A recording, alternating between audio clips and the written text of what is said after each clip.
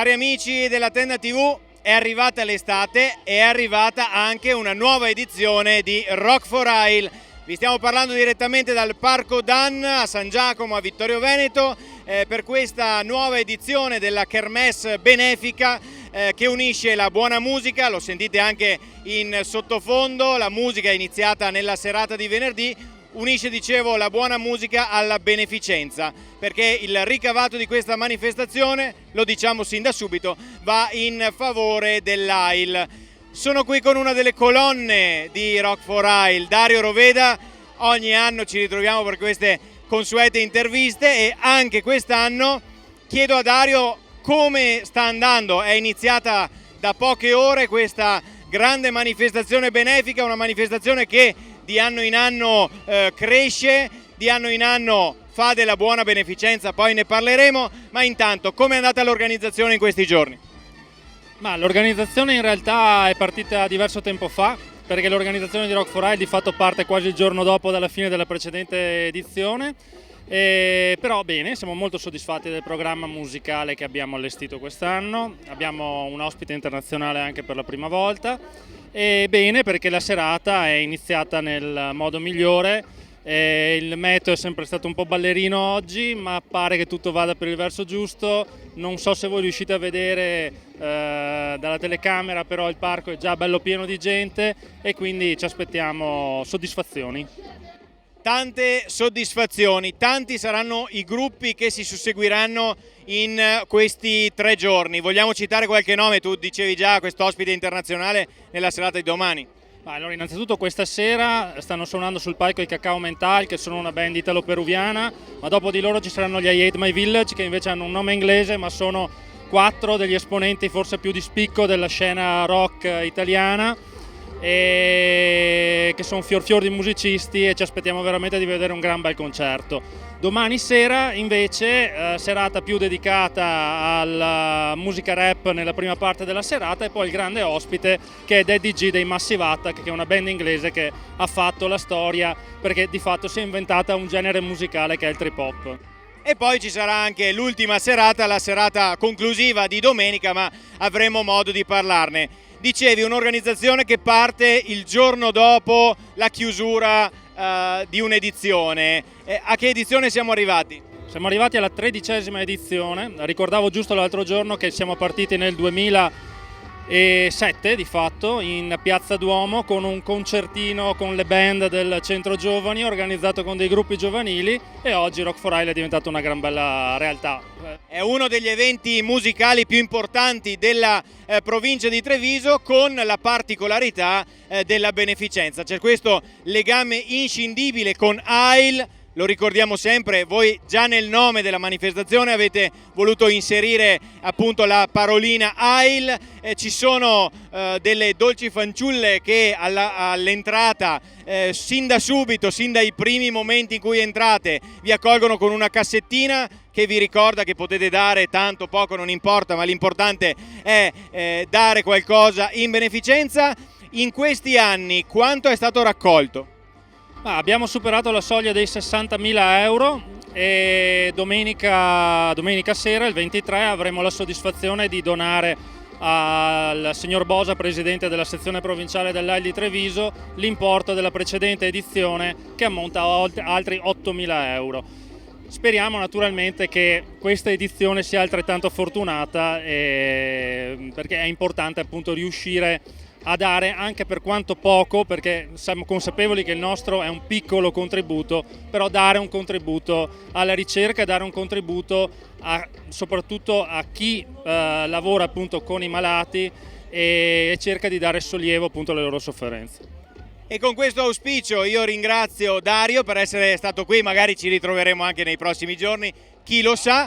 Voi rimanete collegati comunque con le nostre pagine social in cui pubblicheremo minuto dopo minuto i nostri live direttamente qui dal Parco Dan, però l'invito è quello di uscire dalle vostre case e venire qui. Non potete mancare a Rock for Isle 2019.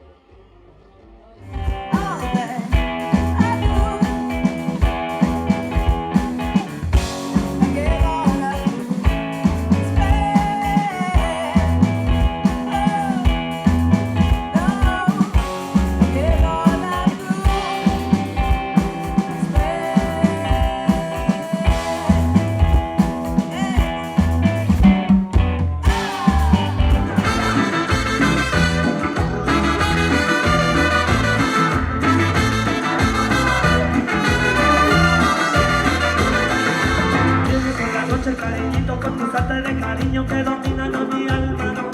Escucha mis sentidos, elimina mi vestido, ven aquí y dame mi porón, porón, porón, porón, porón.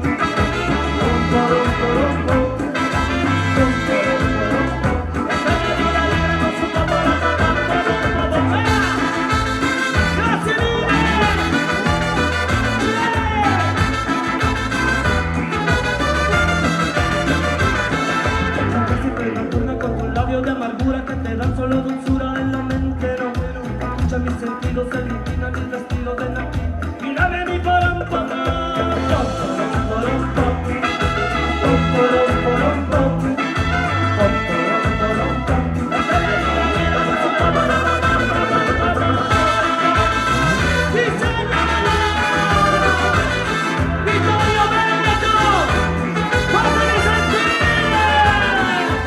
E sempre qui da Rock for Isle 2019 abbiamo il neo presidente dell'associazione Sinago Onlus.